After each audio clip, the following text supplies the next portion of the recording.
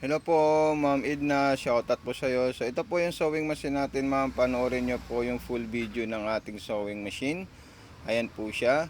Kung may mga katanungan po kayo, ma'am, at concern po kayo sa ating sewing machine, mag-message lang po kayo at mag-PM po kayo dahil may nilagay na po ako na calling card doon sa ating resibo po, ma'am. Okay? So yan po yung unang start natin. Paano natin siya i-set up, ma'am, sa transformer. Okay, so isusunod natin yung selector. Ayan po yung selector yung nabilog at saka yung speed control ng ating sewing machine. Ayan po. Yan. Kahit ano po ang position na pag-ikot, pwede po siya. So dyan naman po sa itaas tayo maglalagay ng sinulid. So ayan po siya. Babantayan nyo po siya, ma'am. Kaya kailangan po maipit po dyan sa tension po yan yung sinulid natin. Ayan yung sa gitna, dalawa po yan. Then itaas nyo po yung pressure pot at ipapasok nyo po dyan yung ating sinulid. So ayan po, pinasok ko na po dyan. Then aakyat naman po ako sa itaas para isabit ko naman po dyan sa may shuttle hook po ng ating sewing machine. So ayan po siya, ma'am. Then pagkatapos po natin dyan, idediretso natin doon mismo sa butas ng karayom. Okay?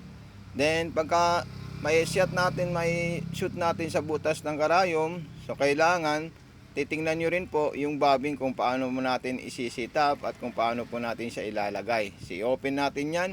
Pag open natin yan, magsasample po tayo kung paano po tayo magre-refill ng sinolid. So ayan po yung pagre-refill natin ng sinolid sa itaas. Ayan po siya. Okay po, ma'am, medyo magalaw pero okay naman po siya, nakikita at saka clear din. Pipindutin natin yan para po tumakbo yung bobbing holder natin. So ayan po siya. Tulak natin pa kanan.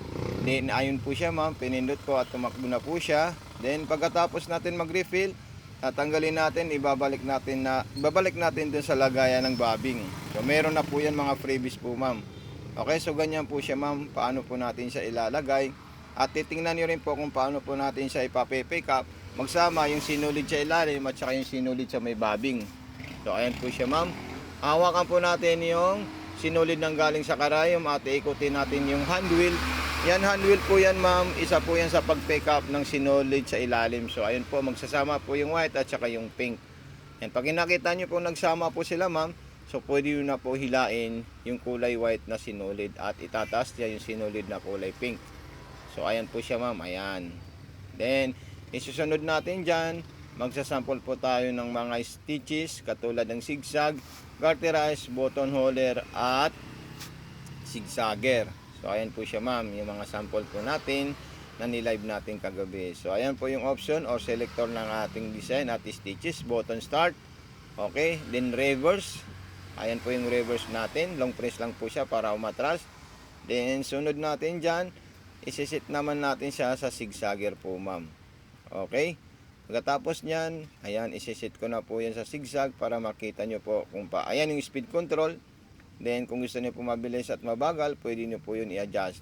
Then ayan naman po yung pag-select sa ating, kailangan itataas natin yung karayom bago natin i-select yung selector kasi mapuputol po yung karayom natin. So ayan, nasa zigzag na po natin yan gagawin. So ayan po siya, ma'am.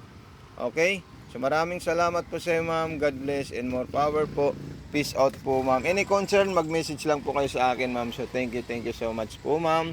Pa-unbox na lang po bago nyo po i-open yung ating sewing machine at pasin din po para makita po natin yung ating sewing machine na natanggap nyo po siya, ma'am. Salamat and God bless po.